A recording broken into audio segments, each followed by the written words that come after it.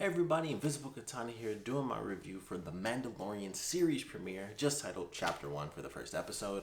I was fortunate enough to have a coworker who pays for Disney Plus, so I haven't had to pay for the first two episodes. Fairly soon I'm going to actually be paying for it, because I was like, after that first episode, I was like, they freaking got me. And I knew they would. I was fighting it the whole time, because I'm like, I mean, sure, I love Star Wars. I got the Star Wars hat for all my Star Wars Rebels reviews and stuff I was doing. I recently bought Luke's green lightsaber. I have the Black Series one. I already had his blue lightsaber from the Signature series, so I have those right in front of my TV here. And I'm like, I freaking love Star Wars. I already bought my tickets for Rise of Skywalker. I've seen all the movies. I've watched all the shows except for Resistance and the Super Kitty one. And I was like, I effing love Star Wars.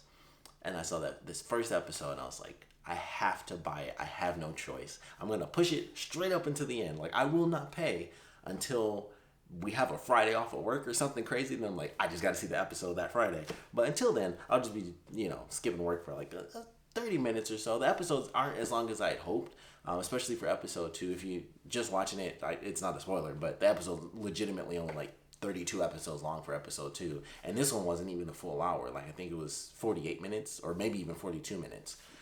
5 of which, either way, they have 5-minute credits. I was watching episode 2, and my buddy had to miss the ending, and then it turned out there were 30 extra seconds, and the last 5 minutes were actually just credits. So I was like, oh, okay. So the episodes aren't as long as I really hoped, so it's not as much content as I was really looking forward to for the series. But either way, episode 1, absolutely fantastic. It was a really good first episode. It makes sense with the report where it was 15 million per episode or whatever. Totally makes sense. It was Star Wars. It looked like I was watching Solo, and I specify Solo because Solo takes place more, closer to the original trilogy, which means everything is a bit grittier and stuff. And this takes place, for anyone who didn't know the timeline, this takes place 5 years after Return of the Jedi. So that's why when they have the Mandalorian go through, it's the Rebel Alliance has pretty much succeeded. At least at this very specific point in time. The Rebels won. Luke killed off the Emperor, or technically Vader did. Blew up Death Star number 2. It's all right, everybody's happy. The Ewoks are celebrating. There's fireworks going off all over the effing place. It's sweet. Empire's gone. Everything's sick. So that's what we have. Stormtroopers, they're all dusty and dirty, and it's, they have all these secret missions going on and stuff like that. But man, it was a good episode. I like the way it was handled. The Mandalorian's a cool character. I like that he's a tough character, but we see him go through stuff that is just out of his league. He's a great fighter. When it comes to just normal characters, he goes into the bar, they do the full-on classic Western move, and he goes into the bar, they have a couple of shots through the episode. I'd say this was one, and at the very end, when they knock the door down, and it's the Mandalorian and the IG unit next to each other, it's those are the two true Western shots that they have. But he goes in, have this one dude who's hey guys, take my credits and stuff, and he's about to get beat up. And so he goes in, and it's hey, you knocked my drink over, so he ends up distracting those specific people. And so the bartender's oh, don't. It really was. It was classic Western. It's all right, I don't want any trouble, guys. No big deal. Here's one on the house. And so, of course, he slides the drink down, and the Mandalorian catches it, beats the F out of all those people, and then that's where we get the shot from the trailer where he ziplines the dude, and he's trying to fight back. And so it's oh, okay, you, shot my arm. And so he just blasts the door, and he, splits the dude in half. So I was it was still sweet, even though we knew it was going to happen. Still super cool. Great scene. And then I love I don't know who the actor was. He sounded really familiar, but the actor for the first bounty that he had was really funny. It was thanks, let me buy you a drink. And he's doing a Mandalorian sort of style where it does remind you a bit of Boba Fett because he's typically quiet, at least as far as the movies are concerned. And so he's doing that, and he's just staring him down, and it makes it even creepier, I guess, because you don't even see the expression on his face. It's just a blank, it's just a mask. You don't even see exactly where he's looking. He could have his eyes closed, in all honesty, but it's he's just looking down at this guy, and it's okay, why don't you take my credits? I even got extra credits. Go ahead. And then he just puts the little disc down, and it was super funny because he's what's that? He was oh man, is that a I forgot what they actually call it, a wanted disc or whatever. And it's that looks kind of like me, but there must be some mistake and stuff. And then he, of course, delivers probably my favorite line in the first episode. It was I can take you in warm. And then he puts his hand on his gun. He's or I can take you in cold. And then, of course, the dude's okay, yeah, I'd rather live. So, he goes in and walks with him. They survived a little encounter with the alien under the ice and stuff, and we get to see the Mandalorian use like his his Life Day holiday special gun, so that was pretty cool.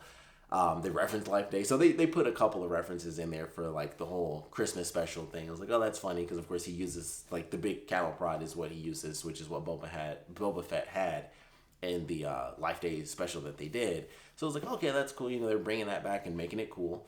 And they reference Life Day when the dude goes to like use the bathroom or whatever, and he's checking out the weapons and stuff like that. And then the Mandalorian just pops up behind him after he's like, I wanted to do whatever for Life Day, and he's looking at all these different bounties in carbonite, and he's like, but that probably won't happen. And he's just like, probably not.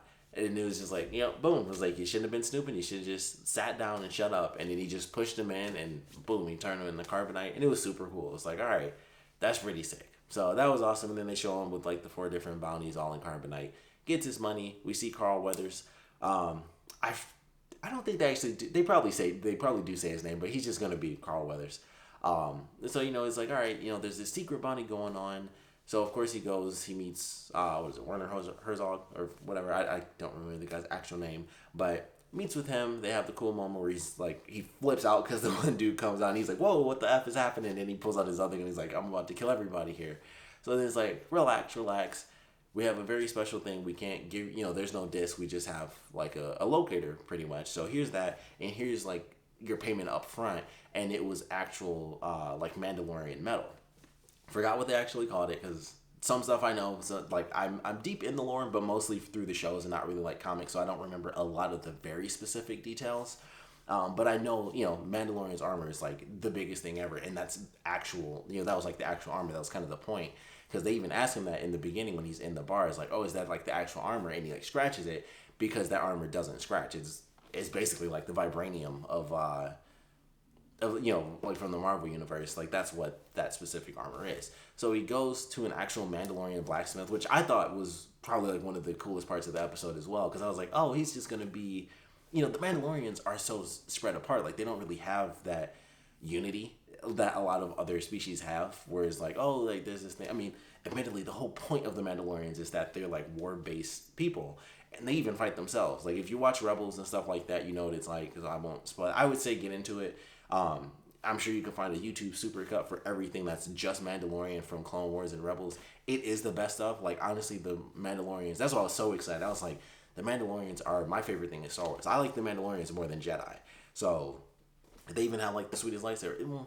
Maybe second sweetest. I love the blue, simple blue double-sided lightsaber. Is super cool. But they made the black saber, and that's like the coolest freaking thing ever made. And I was like, I don't know. Mandalorians are just the coolest thing ever. So now we finally have a show about them. But I was very shocked to see that there was even a place for him to go to be like, hey, you're a Mandalorian, I'm a Mandalorian. Here is our people's actual armor that was, basically stolen by the Empire, but it's a part of my payment. And so he just gets an arm guard or a shoulder guard. I can't think of the actual name of it right now. But I assume as things go on, somehow he'll get the other medal. I don't know how he's going to do it considering what happens at the end. But, I assume we'll see his armor get upgraded piece by piece, and eventually he'll get like, the whole thing will just be straight up silver, and that'll be pretty cool. So I'm looking forward to that because I think it'll be great. But, man, I thought it was such a good episode. And, of course, he takes off to, do the second mission. And that's when I'd say it hit, like, its little slow point when he does, like, the little, like, pseudo montage, the little training montage where the guy's like, you're a Mandalorian. And so he's like, yeah, I am. I'm badass. And, he has to, like, learn how to ride this creature after getting beat up and stuff. Which, like I said, I thought it was cool. Like, whenever he gets beat up, it seems to only be by creatures. Anything that's, like, humanoid in any way, he's just like, whatever, boom, boom, boom, everybody's down. But when it comes to like giant beasts and stuff, that seems to be like the one thing that catches them by surprise, because it's not just like, deflect here, shoot here, or flamethrower this or whatever that. It's always like giant beasts that seem to be like the single problem for him. But anyone that's just like, I'm humanoid in any way, shape, or form, I talk, I shoot, I walk on 2 legs, maybe even more, he just takes him down like it's no problem. Like he walks in like dead. Like that's how it is. But whenever it comes to like nature, and creatures like that, it just seems to be tough. And he had that issue where he was about to get killed and he was saved, and then by Nick Nolte, who has spoken, and then they they do their montage and stuff, and of course it ends up working. And so he goes on his mission, And then the IG droid comes in, and I knew that was going to be a cool scene, but it was way sweeter than I thought. Like, when you see it all out, I was like, yeah, that actually looks way sweeter than I initially thought, just from, like, that quick clip from the trailer. Like, he's just spinning around, just blasting everybody left and right. And then, you know, they end up teaming up because he shoots the Mandalorian. He shoots him. It was like, geez, I'm a part of the guild, like, friggin' relax. And that was another thing I liked. It was like, he's a cool character, but he does get knocked down quite a bit. It was like, it's realistic enough to be like, yeah, he's super badass, but even the most badass person isn't perfect. And I kind of like that from his character. Like I said, all the just natural creatures in the world seem to take him down. But when it comes to, like, a normal person, it's no problem whatsoever. And, of course, the IG thing was just a mistake because he was just like, hey, IG droid, and it's in attack mode, so it just shot before asking questions. So that was the only reason it even kind of got one up on him. And so then they team up, and I love the scene where he's like, please, like, just don't self-destruct. Like, we'll kill them. Like, effing relax, man. I don't want to die. So they team up. They take people down. He does the zipline move, rips the dude off of the laser Gatling gun. He hops on the Gatling gun, and it's just naturally floating around, and he's just shooting all over the place. And it was a great scene. Like, I love that scene. Then they knock the door down, and that's where we get, like, our second Western moment. Kills the dude behind the pillar. And then the epic ending. It was like the big thing where it was like, there's gonna be some crazy reveal at the end of this first episode, and I couldn't believe it. I was like, holy crap. They said the target was 50, and we were trying to talk about it because a couple of people are like super Star Wars nerds like me, so it's like, all right, this takes place after Return of the Jedi, so who would be about 50 at this point in time? And then they open this little pod, and it's one of Yoda's species, which has no real explanation. Like, Yoda's species is literally called Yoda's species because they don't have a real name. And that's insane. They might make up a name for this. Like, I would not be surprised. That would be so cool if they officially did it in this series. They named Yoda's species. That would be such a cool thing. Like, after all these years, all these decades, Yoda's species is actually called something. But that would be so cool. There's only, like, there's only a couple. There's only been 2 in the movies, and it was Yoda and then that one female Yoda, I guess, from episode 1. And apparently she died. That was what my buddy told me. So it's seemingly just Yoda, and then of course there's some other people of Yoda's species from, like, well, I guess it wouldn't be canon anymore unless they throw that into this series, but from Legends and stuff like that. So that was a crazy reveal. I was very surprised by that. And, of course, the Mandalorian takes out the IG droid, which was shocking because that seemed to be a big thing. Everyone was like, it's Taika Waititi who's voicing it. I was like, oh, they're going to be the partners. And then it's like, that's not the case. So I was like, oh, well, that's a twist. I thought it would be fun. But it was interesting. And it changes the series, too, because I thought he was going to be going on missions, doing some cool stuff. I knew there would be some overarching story, but I thought for the most part, bounty of the week type of deal, something big would happen. And it was like, nope, end of episode 1, here's your story. Yoda species, he's protecting this kid, and everyone's going to be coming after him now. And it's him surviving as a Mandalorian, which makes it even more entertaining because he's not just going on missions being cool, he's surviving as people come to him. So I think that's going to be great. Love the first episode. It is disappointing. The one thing, I do wish the episodes were just fully an hour long. There's going to be 8 episodes. I thought there were only going to be 6, but it's supposed to be 8, which is better. But yeah, we got it until the end of the year. The last episode is supposed to premiere on December 27th. So 2 days after Christmas will be our final episode of The Mandalorian. But man, it was a good start, and I'm excited for the rest of the series. Like I said, I've seen episode 2, which I also thought was good, but that'll be a separate review.